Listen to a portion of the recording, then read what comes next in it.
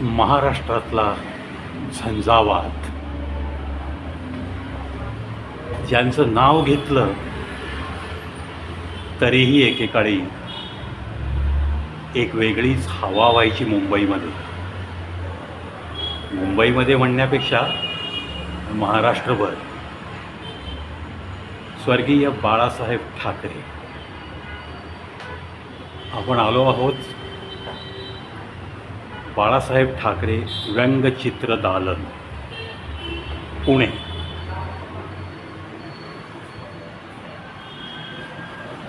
एक चांगली वास्तू आणि बाळासाहेब ठाकरेंचं नाव दिलेली ही वास्तू आपल्या लोकांना आपलं राजकारण, आपले प्रश्न समजावून सांगितले पाहिजेत, यावर माझा जोर होता.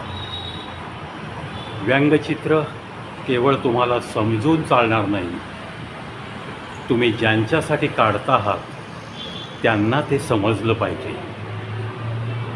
एक पट्टीचे लेखक, एक पट्टीचा विचारवंत आणि एक पट्टीचा व्यंगचित्रकार. Cartoonist always read the matter between the lines असं म्हटलं जातं. बाळासाहेब ठाकरे, बाळ केशव ठाकरे.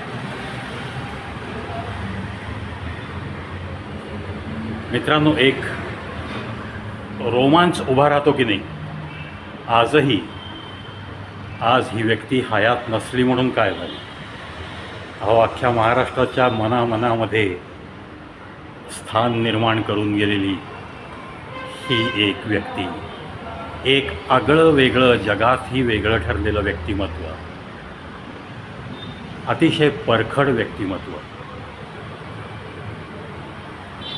चला आपण या व्यंगचित्र दालन जे आहे त्यामधली व्यंगचित्र काय काय आहेत तुम्हाला मी ती सफर घडवून आणतो.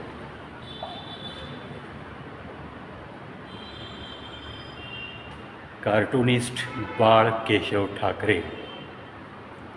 पहा त्यांच्या ह्या काही मुद्रा, जेव्हा ते तल्लीन होऊन व्यंगचित्र काढत होते. सामना हे दैनिक त्यांनी सुरू केलं. सामनामधले अग्रलेख वाचण्यासाठी लोक खूप उत्सुक असायचे, त्यातली व्यंगचित्र बघण्यासाठी उत्सुक असायचे. ज्यांच्याबरोबर व्यासपीठावर खांद्याला खांदा लावून बसायचं त्यांच्याबरोबर मैत्री पण करायची, पण तत्वांशी तडजोड नाही कधी केली. असं हे एक परखड व्यक्तिमत्व आणि त्यांनी काढलेली ही काही व्यंगचित्र. पहा, भिकेच्या कटोऱ्यातील अश्रू, आधी इंग्रजांची गुलामी, स्वातंत्र्यानंतर अन्नधान्याच्या बाबतीत अमेरिकेची गुलामी, शांततेसाठी अन्न, फूड फॉर पीस या योजनेअंतर्गत अमेरिकेकडून हिंदुस्थानला निकृष्ट दर्जाचा गहू पाठविला गेला. अमेरिकेत हा गहू डुकरांना खाण्यासाठी वापरला जात होता. लास्ट लाईन काय लिहिली आहे बघा. हे चित्र पाहून स्वर्गात गांधीजींनीही अश्रू ढाळले असतील.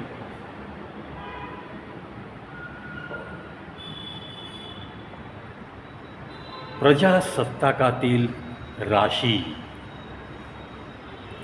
ज्या आपल्या 12 राशींवरती आपण म्हणतो की प्रत्येक मानवी जीवन या 12 राशींमध्ये गुंफलेलं असतं. प्रत्येकाची रास वेगळी, त्याप्रमाणे स्वभाव वेगळा. किती मार्मिकरित्या एक एक चित्र काढून त्याच्या बाजूला ती रास लिहिणं. अक्षरशः या व्यंगचित्रांमधला अर्थ समजायला सुद्धा खांद्याच्या वरती फक्त केसापुरतं डोकं असून भागत नाही. थोडी तरी तुमची वैचारिक पातळी लागते. कारण ही व्यंगचित्र खूप काही बोलत असतात. ती काय बोलतात हे जेव्हा समजतं तेव्हा आपोआप आपल्या चेहऱ्यावरची एक रेषा बदलते. एक ताकद असते या व्यंगचित्रांमध्ये. चित्रकार तुम्हाला खूप भेटतील, पण व्यंगचित्रकार बनण्यासाठी थोडासा वेगळा मेंदू आणि थोडंसं वेगळं हृदय लागतं, असं मी तरी मानतो. ही काही बोलकी व्यंगचित्र सन्माननीय बाळासाहेब ठाकरे यांची, त्यांचे पुतणे सन्माननीय राजसाहेब ठाकरे हे सुद्धा कार्टुनिस्ट आहेत. त्यांचे चिरंजीव उद्धव ठाकरेजी हे एक उत्कृष्ट फोटोग्राफर आहेत. त्यांनी हेलिकॉप्टरमधून आपल्या छत्रपती शिवाजी महाराजांच्या दुर्ग आणि किल्ले यांची सफर केलेली हवेतनं आणि त्यांनी ते फोटोग्राफ्स घेतलेले, तेही खूप छान वाटतं पाहायला. अशी ही कलासक्त मंडळी आणि महाराष्ट्र घुसळून काढलेली मंडळी, त्यातल्या त्यात बाळ केशव ठाकरे, बाळासाहेब ठाकरे या नावाचा दबदबा अजूनही आहे. अजूनही तुम्ही केव्हाही यूट्यूबवरती त्यांची भाषणं बघाल तर अंगावर काटे येतात. बिनधास्त बोलणं काय असतं हे फक्त त्यांच्या भाषणातनं समजतं आणि ते त्यांना शोभायचं सुद्धा, कारण खणखणीत असायचं ते. एक सत्यता असायची प्रत्येक गोष्टीच्या मागं. त्यामुळं निर्भीडपणाने ओठातनं बाहेर पडायचं आणि ते नेहमी म्हणायचे, एकदा मी बोललो विषय संपला. मग त्यामध्ये कोण आहे, कोणावर काय टीका केली, ही डायरेक्ट टीका. उगीच बंद दरवाजा डरकाळ्या फोडायच्या आणि नंतर शेपूट घालायचं हा माझा स्वभाव नाही, हे ते वारंवार सांगायचे. पण आतून हृदयामध्ये जे काही समाजात दिसतं, जे काही पेपरमध्ये वाचनात येतं, त्याच्यावरनं लगेच व्यंगचित्र, ते चित्र मनात तयार व्हायचं आणि लगेच कागदावर अवतरायचं. असे काही गमतीदार पण रडू नकोस तुझे लाड पुरविताना त्याचे बरेच हाल झाले.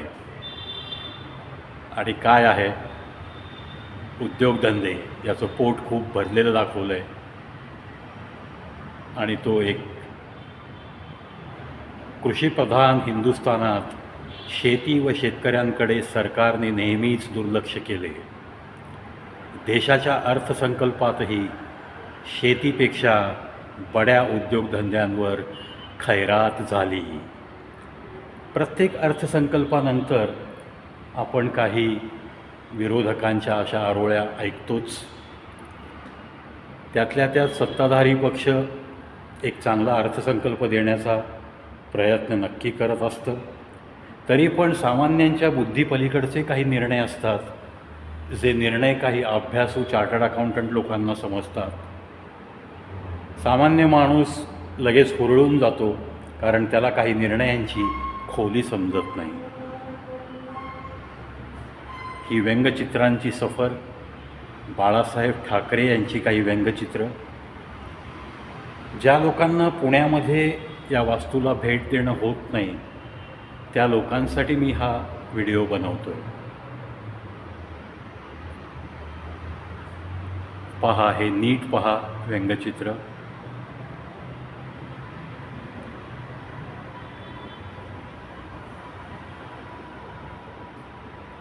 हसू येणार तुम्हाला नक्कीच.